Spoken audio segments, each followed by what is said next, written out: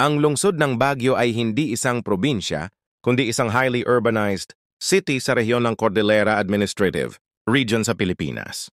Ang kasaysayan ng Baguio ay mayaman at puno ng mga mahalagang pangyayari, mga pangunahing sandali, panahon ng pre-colonial. Ang lugar na ngayon ay kilala bilang Baguio ay dating tinatawag na Caf Agway at tinitirhan ng mga katutubong, Kangkanay at Ibaloy ng Cordillera, panahon ng Espanyol.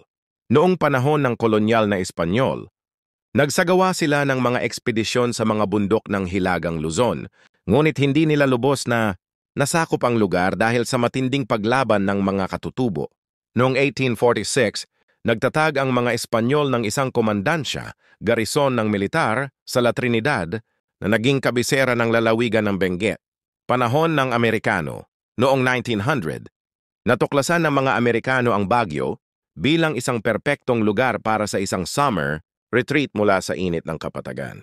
Itinatag nila ang unang pamahalaang sibil sa Benguet at pinalitan ng pangalan ng Caf Agway sa Baguio na nagmula sa salitang bagyo na nangangahulugang lumot sa wikang Ibaloy. Noong 1909, idineklara ang Baguio bilang isang chartered city at tinawag itong Summer Capital of the Philippines. Ikalawang digmaang pandaigdig. Noong 1941, sinakop ng mga Hapones ang Baguio. Nagkaroon ng matinding labanan sa lungsod noong 1945 na nagresulta sa malawakang pagkawasak. Makabagong panahon. Matapos ang digmaan, muling itinayo ang Baguio at patuloy na umunlad bilang isang sentro ng turismo, kalakalan at edukasyon sa Hilagang Luzon. Mga pangunahing landmark.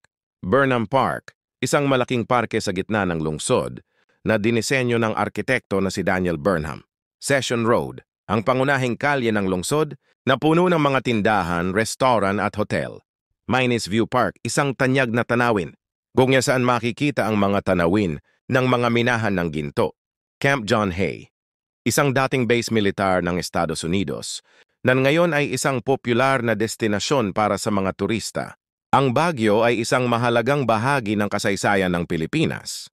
Ang mga pangyayari at mga landmark nito ay nagpapaalala sa atin ng ating nakaraan at nagbibigay inspirasyon sa atin para sa ating kinabukasan.